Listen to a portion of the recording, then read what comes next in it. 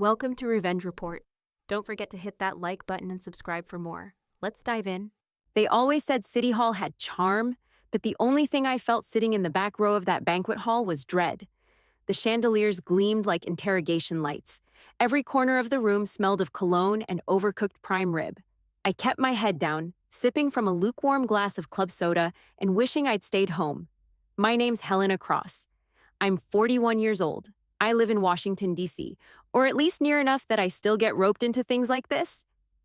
Retirement party for my father, Chief of Police Raymond Cross. 45 years of service. The whole room buzzed with admiration for the man. And why wouldn't it? They didn't know him like I did. Up front, my sister Caroline worked the room like she was hosting a political fundraiser. Silk dress, soft voice, fake laugh. She always knew how to make herself look indispensable. And she did it again tonight. Sitting right next to Dad, her hand occasionally resting on his arm, smiling just enough to say, "I'm the good one." The speeches had started 15 minutes ago, and I had successfully avoided eye contact with everyone. I thought I was in the clear, until I heard my father clear his throat into the microphone. And of course, I couldn't have done it all alone. He said, "Caroline, my rock, my steady hand, the one who kept this family proud." She beamed. The audience clapped politely. Then he paused. "And then there's my other daughter," he said, scanning the room. I froze. His eyes met mine. "Helena." I sat up a little, unsure what was coming. Helena used to be a crisis negotiator. Pretty good one, too, back in the day. He smirked, a flicker of something mean in his eyes. "But she burned out, didn't she? Some people just can't handle the pressure. Left the job, went off the radar. Now she just drifts, I guess. But we let her sit in the back anyway." Laughter. Not loud. More of a nervous ripple. People shifted in their seats. I felt their glances. I felt every one of them. My hands clenched in my lap. I didn't say a word. I didn't move. I'd trained myself not to. Caroline gave me a tight, embarrassed smile, like she wanted to apologize, but not too loudly. Then the double doors at the back opened with a thud. A tall man in a gray suit entered. Late. Everyone turned. The man nodded toward the podium, then walked toward my row. Commissioner Grant Ellison. He stopped short when he saw me. "Commander Cross?" he said, loud enough to carry. I blinked up at him, stunned. He looked at the wristband on my arm. Faded black canvas, serpent wrapped around an hourglass. Unit Echo's insignia. "I'll be damned," he said. "It's really you?" Everyone in the room stilled. "This woman," Ellison continued, turning to face the crowd, "once walked alone into a chemical refinery siege to negotiate a ceasefire. She dragged 3 hostages and 2 of her own team out alive." He turned back to me. "It's an honor, Commander." He clapped. Then someone else stood, followed by another. The room applauded. Not for my father. For me? I looked up and saw him frozen behind the microphone, his mouth half open, applause echoing all around him, his grip on the moment gone. And I smiled, just a little. The letter had arrived in a plain brown envelope. No return address, no warning. Just 3 printed pages, stamped and cold, tucked behind a yellow sticky note that read, "In my father's handwriting, this is what's best. Let it go. Let it go." I sat on the floor of my apartment for hours, staring at those words. They were crooked, rushed. A man used to power making decisions for others like it was routine. I read the letter again. Termination of service. Psychological unsuitability. Formal, impersonal. Not even signed by my commanding officer. Just an HR seal and a string of initials. That was how my career ended. No hearing, no inquiry. No one asking what really happened in the Ashburn Financial District that night. I remembered smoke, sirens, glass raining down like ash. I remembered Colonel Merrick Doyle screaming over the comms, his voice cutting through the static as he called out positions, survivors, threats. I remembered dragging him, bleeding, unconscious, across a floor slick with fuel, one arm slung over my shoulder as we moved through fire. They said he died that night, that the blaze consumed his body before extraction. But they were lying. There was no funeral, no casket, no official statement, just a line in a memo. Deceased, Doyle, M. Cause, internal collapse during exfiltration. When I asked about recovery efforts, the brass told me it was classified. When I asked to speak at the memorial, they told me there wasn't one. I knew something was wrong. Something didn't add up. 6 months later, a NATO medical file landed in my inbox from an anonymous sender. It had been routed through 3 servers, burned metadata. I almost deleted it out of habit. Then I saw his face. Doyle. Different name, different country, same scar above his right eye, the one he got during a training exercise in Kabul. Status: alive. Medical condition: improved. Current assignment: redacted. I dropped the tablet. It wasn't just a clerical mistake. Someone had erased him. Someone had erased me. I went back to the termination letter. This time, I looked at the small print. The psychological assessment that labeled me unfit for command, prone to destabilizing episodes. That phrasing wasn't random. It was designed to stick, designed to kill a reputation. The signature at the bottom? Raymond Cross. My own father. He'd signed it like it was a routine form, like I was a checkbox. That's when I knew. He hadn't just cut me loose. He'd buried me alive to protect his name, his department, and whatever deal they made behind closed doors. And he thought I'd let it go. I started in the dark. Literally. One lamp on the kitchen table. Laptop open. Coffee gone cold. Eyes burning from hours of cross-checking redacted documents and backup drives I was never supposed to keep. Most of the records from Unit Echo had been wiped, but nothing stays gone if you know where to look. The first clue was in an old satellite dispatch log, a 30-second gap between extraction calls. Too short to mean nothing, too long to be a glitch. I pulled the files apart, layered timestamps, traced signatures, and that's when I saw it. Dad's name, Raymond Cross, under a personnel authorization memo dated 2 days after the Ashburn operation. It gave emergency clearance to reclassify the unit's casualties. One signature, no witnesses, no explanation, just a note in the margins. Confirmed lost. Beside Doyle's name. I didn't sleep after that. I went deeper. Reactivated an encrypted archive Doyle and I used to call the Vault. It was just noise at first, static-filled comms, half-deleted logs, ghosts in the wires, until I found the file marked echofinal.back. It took 2 nights to break the encryption. My hands shook when the audio loaded. I pressed play, static, shuffling, then his voice, my father. If she ever finds out Doyle's alive, she won't stop. She'll dig until everything burns. My throat closed. I played it again, slower this time. She doesn't understand how big this is. I signed what I had to sign. The deal's done. Let her hate me. She'll get over it. I sat perfectly still, heart hammering in my chest. It wasn't just betrayal anymore. It was design. He hadn't just pushed me out. He'd built a wall around the truth and painted me as the mad woman clawing at it from the outside. He'd buried Doyle because Doyle knew too much, because they needed Unit Echo to disappear, casualties and all, before anyone started asking questions about who funded the operation and who got burned for it. I saved the audio file to a blank drive. No edits, no filters. Then I sent it, anonymously, to one person, Commissioner Ellison. No message, no signature, just the truth. I leaned back in my chair, watching the cursor blink. If honor still mattered to anyone in the city, I'd find out soon. I wasn't supposed to be there. Not for the second ceremony. Not after the first one blew apart so spectacularly. This one was quieter, more formal, a final commendation to close my father's file, seal his legacy with a plaque and a folded flag. The whole City Hall auditorium was dressed in navy and gold. Rows of brass uniforms, quiet murmurs, white-gloved honor guards. Caroline saw me before anyone else did. Her face tightened.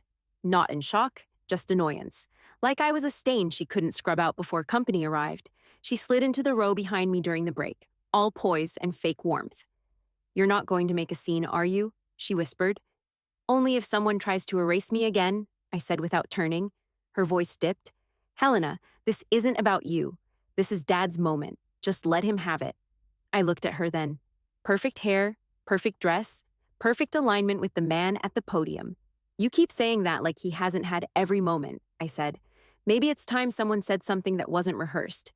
She sighed through her nose, then stood and walked away, her heels clicking like a warning. My father was already on stage. His voice echoed through the chamber, calm and confident. He told the story of his career again, but now, with embellishments. He talked about honor, sacrifice, command. He never mentioned Echo. He never mentioned me. I stayed seated. I didn't move. I let the lie breathe. Then the back doors opened. Commissioner Ellison entered with no announcement. just the soft authority of someone who didn't need one. Heads turned, whispers flicked like sparks. He didn't sit. He walked straight to the front and turned to face the room. "Before the ceremony closes," he said, "I'd like to recognize someone who's been overlooked for far too long." I already knew. Commander Helena Cross. My father's head didn't move, but I saw his jaw clench. Ellison turned toward me. This woman led negotiations under live fire. She coordinated a civilian extraction during the Ashburn crisis that saved over a dozen lives, and she carried her team leader through a burning building while wounded. He paused, and she did it while being erased. Gasps, real ones. People shifted, uncertain. Some glanced toward my father. Ellison stepped aside. "Stand up, Commander." I stood. The room rose with me. The applause wasn't polite. It wasn't comfortable, but it was loud. And for the first time in his life, my father didn't know what to say. The cemetery was quiet, just wind and the slow rustle of leaves across stone. I spotted Ellison near the back, beside a bare granite marker that simply read, M. Doyle, 1974, 2017 Unit Echo. He didn't turn when I approached, just held out a worn leather folder like he'd been carrying it a long time. "I owed you this," he said. I owed him more. I took it without a word. My hands felt heavier than they should have. Inside was a NATO medical file. Real, intact, time-stamped 6 weeks after Ashburn. Different name, different country. Same blood type. Same scar above the right eye. Status, alive. Stable. Notes. Ident transferred to Special Protection Unit. Directive. Do not initiate contact. Asset is not to resurface under existing designation. My breath caught. He made it out, Ellison said. They buried his record and assigned him to a ghost name. Quiet fieldwork. Non-combat intel. Eastern Europe, mostly. I stared at the grave marker. Empty, like the story they forced me to believe. "Why didn't anyone tell me?" I asked. Ellison looked away, jaw clenched. "Because he wouldn't let us." I turned toward him. "He knew they'd erased you," he said quietly. "He said if you found out, you'd tear down everything. He said, some lies are too big to break from the inside." I let the words hang there. They tasted bitter. He thought keeping me in the dark was protecting me? Ellison nodded. He didn't want you to lose what little was left. I let out a sharp breath. Too late for that. The sun dipped lower, casting long shadows across Doyle's fake grave. "I read your file," Ellison added. "The parts that weren't redacted. What you did in Ashburn, they gave you a citation and buried it 6 feet under a cover story. You should have been honored." I didn't respond. I just knelt beside the headstone, tracing the carved name with one gloved finger. Doyle had been more than a commander. He was the last person in the unit who believed the system could be redeemed. And he gave that up to disappear, to protect me, to buy me time. But now that time was up, I stood. This doesn't end here. Ellison met my gaze, then gave a slow, heavy nod. "No, it doesn't." I turned to leave. And as I walked away from the grave of a man who never really died, I carried something new with me. Not just the weight of betrayal, but a vow. Doyle had been erased. I wouldn't be. It started with a name, DeAndre Jacobs. He'd been a recon specialist, decorated, commended twice for valor, discharged 2 months after Ashburn with identical language to mine. Psychological instability due to operational trauma. The phrase jumped off the page like a brand. My father's signature sat at the bottom, just like it had on mine. I found DeAndre in Baltimore, working security at a shipping yard. He didn't recognize me at first, just squinted at the wristband on my arm, the coiled serpent and hourglass. "Echo?" he asked, almost a whisper. I nodded. "Cross." His mouth tightened. I figured I was the only one left. We talked in his truck, parked in a quiet corner of the lot. I showed him the files I'd recovered.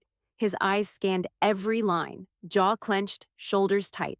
When he finally looked up, he didn't ask why I was doing it. He just said, "Who else?" We found 3 more.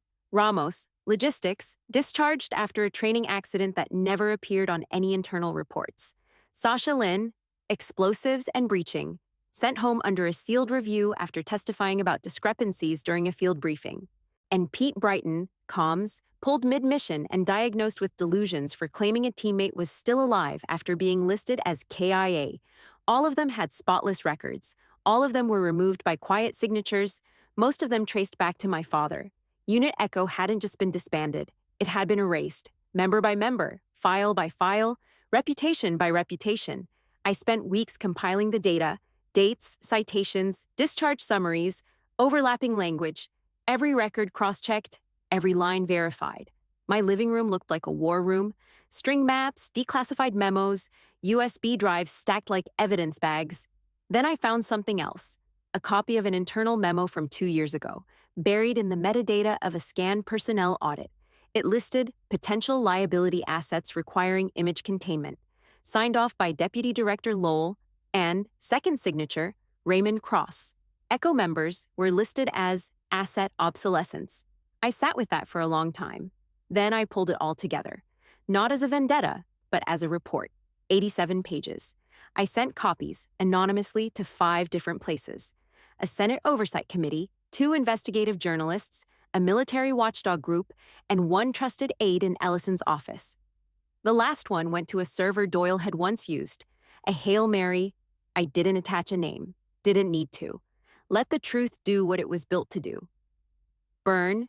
The hearing chamber at the Capitol wasn't built for tension. Soft lighting, water pitchers, polite decor, but you could feel it in the air. Something coming undone. I sat near the back, coat folded across my lap, silent and invisible by choice. Ellison was at the front, called to testify on institutional oversight practices during his tenure, but we both knew why he was really there. "Commissioner Ellison," the chairwoman said, "you've submitted a supplementary report this morning. Is that correct?" "Yes, ma'am," he replied, calm, precise. "I've attached evidence documenting a pattern of falsified discharges, medical misclassification, and internal manipulation involving members of a covert crisis unit known as Unit ECHO." Chairs scraped, whispered murmurs. "Most of these actions," he continued, "were authorized or facilitated under Chief Raymond Cross." That name shattered the room's pretense of neutrality. I watched as Ellison stood from the witness table and held up a printed transcript. "This includes a direct audio confession," he said, "where Chief Cross refers to suppressing the survival of Colonel Merrick Doyle and intentionally labeling Commander Helena Cross, his own daughter, as psychologically unstable to silence her." The room turned cold. Cameras clicked, reporters scribbled. Raymond Cross, seated 2 rows from the front, didn't move. Not a blink, but his hands were tight in his lap, the knuckles white. Someone asked Ellison to play the recording. I closed my eyes when my father's voice echoed over the speakers. "If she ever finds out Doyle's alive, she'll dig until everything burns." No one applauded this time. When the hearing adjourned for recess, I waited outside the chamber. He found me first. "You think this proves something?" he said, voice low. I turned. He looked smaller now, still polished, still proud, but surrounded by a silence he couldn't talk his way out of. "I think it proves the truth doesn't need your permission," I said. He glanced away. "You don't know what that operation cost. What I had to—" "I know exactly what it cost," I cut in. "I was the one left bleeding in the fire. You were just the one who ran from it." He shook his head, more tired than angry. "You were never meant to be part of this." "No," I said. "But I stayed anyway. That's what makes the difference." I walked away. Caroline stopped me near the rotunda, her face pale. "Helena, what you did in there?" "Was overdue," I said. She hesitated. "I didn't know it went that deep. I really didn't." "I believe you," I said. "But you helped him tell the story. Now you can help stop it." She didn't answer, but she didn't look away.